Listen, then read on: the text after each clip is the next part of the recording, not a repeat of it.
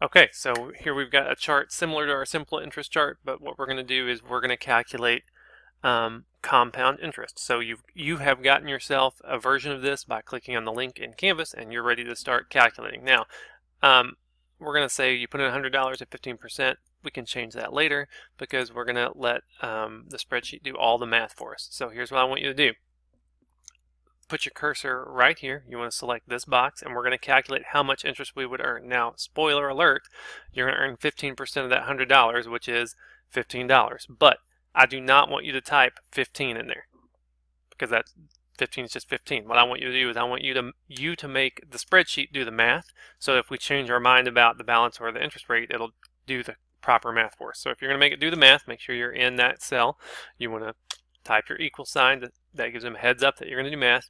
Now, if you really want to, you could click the cells that you're talking about, or you can just type in their name. But we're going to call them by name, so it will use whatever number happens to be in there at that moment. So I want to say 15. I want to say 15% of $100. So I'm going to say this guy. This 15% is in G1. I could click him and get G1, or I could type G1 times, which is on top of the 8, shift and 8, and then I want to multiply that by your principal. Do not type 100. You could either type B2 or you could click on that. So you want, again, the 15% of the 100, which ends up being G1 times B2. Boom. And like, look at that. I told you it's going to be $15. I'm amazing. Now, that is gorgeous. There is one thing that we need to change. So click back on that $15. Now, when you look at this, if I happen to drag this down, if I drag it down a row, it's going to change the row on both of these things. If you change the row of the formula, I'll just show you real quick. If I drag it down, it was G1 times B2. When I drag it down, it says G2 times B3 because it added one row to both of them. Now, that's bad. So, I hope you're still listening. You haven't already just given up.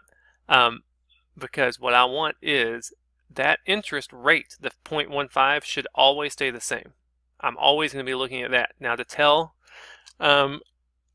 Excel or Google Sheets that you always want to be looking at that same cell, you're going to use a dollar sign and a dollar sign. So I clicked right there in my formula, and I said $G, $1, which means no matter what happens, don't change the G and don't change the 1.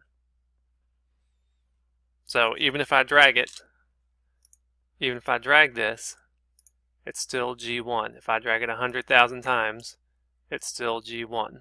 G1, G1, G1.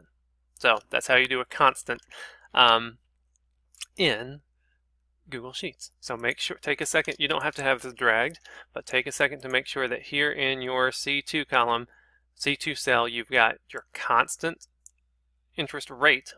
So the percentage stays the same, and then you're multiplying it times B2.